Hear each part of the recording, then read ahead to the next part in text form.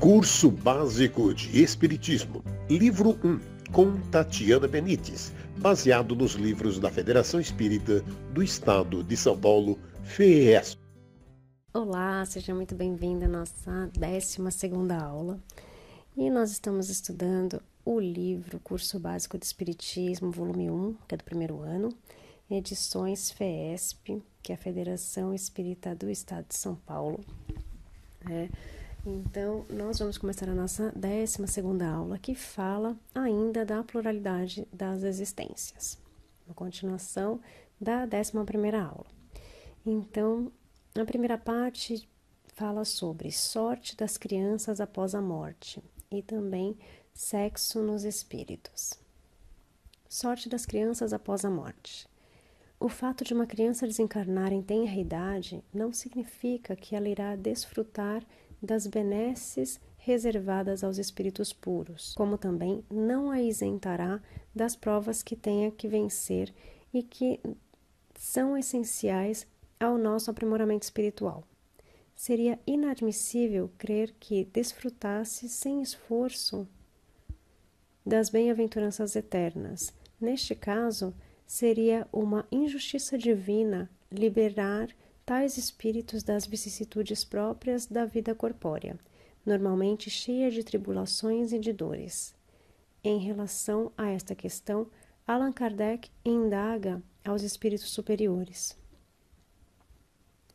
O espírito da criança que morre em tenra idade, não tendo podido fazer o mal, pertence aos graus superiores? E a resposta foi: se não fez o mal, também não fez o bem, e Deus não o afasta das provas que deve sofrer.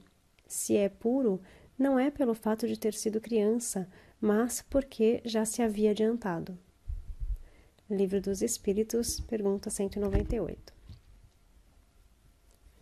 Segundo o princípio da reencarnação, as oportunidades de crescimento espiritual são iguais para todos, sem exceção e sem privilégios, e quem se retardar, somente a si mesmo cabe queixar-se. Pois, assim como os homens têm o mérito de suas ações, também têm o de suas responsabilidades. Existem várias causas para a interrupção da vida de um espírito em plena infância corpórea. Dentre elas, a que pode constituir uma prova ou expiação para os seus pais, ou ainda o fato de que o espírito tenha vivido apenas o suficiente para complementar uma vida anterior interrompida antes do tempo devido.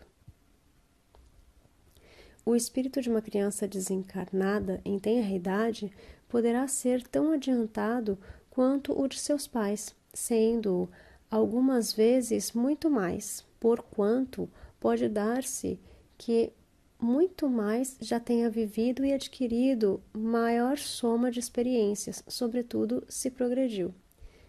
Livro dos Espíritos, pergunta 197. Não se pode também considerar a infância como um estado de inocência, pois frequentemente surgem crianças portadoras de maus instintos, numa idade em que a educação ainda não pôde exercer suas influências.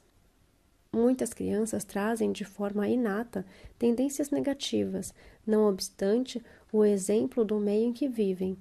Tais tendências somente podem vir do estado de inferioridade do espírito. O espírito que retorna à espiritualidade ainda na infância corpórea e não teve, por isso, tempo suficiente para manifestar suas virtudes adquiridas ou suas imperfeições, terá de retornar ao plano material para completar sua programação evolutiva. Aqueles que são viciosos é que progrediram menos e têm então de sofrer as consequências, não dos seus atos da infância, mas das suas existências anteriores. É assim que a lei se mostra a mesma para todos e a justiça de Deus a todos abrange. Livro dos Espíritos, pergunta 199a. Então, nessa primeira parte, quando é uma coisa que dói demais, quando a gente fala, uma criança que se foi, aquela mãe que está sofrendo muito, aquele pai que está sofrendo muito, aquela família. Então, a gente vê aí que tem algumas causas que são diferentes, dentre elas, que pode ser uma prova para os pais, ou ainda, né, que o espírito não tenha vivido tempo suficiente numa vida anterior e tenha que viver aí esses poucos anos que ele deveria ter vivido numa existência anterior, mas ele tem que vir para cá, viver esses poucos anos e completar essa etapa. Ou outras muitas causas, outras provas que seriam do próprio espírito também. E agora a gente passa para outra parte que é sexo nos espíritos, ainda na primeira parte. Em relação a esta questão, Allan Kardec indaga aos espíritos benfeitores. Quando errante, que prefere o espírito encarnar no corpo de um homem ou no de uma mulher? E a resposta é: isso pouco lhe importa. O que o guia na escolha são as provas por que haja que passar. Livro dos Espíritos, pergunta 202. Os espíritos, enquanto essência inteligente, não têm sexo, da forma como se entende, uma vez que o sexo depende da constituição orgânica. Entre eles existe amor e simpatia, mas baseados na afinidade de sentimentos, na afeição que conseguiram amealhar no transcorrer de outras existências. Os espíritos, enquanto seres psíquicos, guardam em si uma tendência masculina ou feminina. No entanto, podem por vezes habitar o corpo de um homem ou o corpo de uma mulher. O fato de o espírito nascer como homem ou como mulher depende das provas que tenha que vencer ou das expiações pelas quais tenha que passar. No decurso do seu processo evolutivo, o espírito necessita realizar o maior número possível de experiências para enriquecer-se e atingir o estado de angelitude. Ele precisa, pois, encarnar nas mais diversas posições sociais, intelectuais e morais. Necessita, por isso, passar pela vivência de ambas as polaridades sexuais, sendo levado, portanto, a algumas vezes encarnar como homem e outras como mulher. Então a gente vê que vir como homem ou vir como mulher não é um problema, né? É uma das formas que nós escolhemos passar pelas provas ou que nos será imposta, né? Dependendo do nosso grau de evolução. Mas que para nós evoluirmos, nós precisaremos ser homens, ser mulheres, ser pobres, ser ricos, né? Entendermos essas polaridades e essas diferenças, né? Em todos os graus, para que a gente consiga evoluir sabendo como é estar num local, como é estar no outro. Bom, a segunda parte dessa aula fala de ideias inatas. O espírito evolui incessantemente e em cada encarnação acumula uma parcela considerável de novos conhecimentos. Quando renasce em um novo corpo, mantém de forma inata muito daquilo que aprendeu em existências precedentes. Pergunta: o espírito encarnado conserva algum traço das percepções que teve e dos conhecimentos que adquiriu nas existências sucessivas? Resposta: resta-lhe uma vaga lembrança, que lhe dá o que chamamos de ideias inatas. Isso está no Livro dos Espíritos, na pergunta 218. Realmente o espírito não pode lembrar-se de tudo o que aprendeu em vidas passadas. Seus gostos, propensões, conhecimentos adquiridos, posição social. Não obstante, vêem-se pessoas nascerem em condições paupérrimas, que apesar disso, pelo próprio esforço e determinação, em virtude de vagas reminiscências do passado, tudo fazem para se elevarem na vida, graças às tendências que adquiriram em existências anteriores e que são conservadas de forma inata. Existem numerosos casos de pessoas que nasceram em condições obscuras e, no entanto, conquistaram destaque na ciência, na política, nas artes e outros ramos do conhecimento humano. É notória também a existência de crianças precoces que, desde a mais tenra idade, manejam instrumentos musicais, tornando-se exímios artistas, matemáticos ou portadores de uma tendência para determinada arte. Conhecimentos esses que somente seriam admissíveis quando adultos. Considerando-se ter o espírito a necessidade de evoluir moral e intelectualmente, pode acontecer que, numa encarnação, suas faculdades intelectuais, por exemplo, permaneçam adormecidas, para que ele possa evoluir mais no campo moral, pois nem sempre a evolução é simultânea. Assim, ideias inatas são reminiscências de vidas passadas que afloram no decurso de novas existências corporais.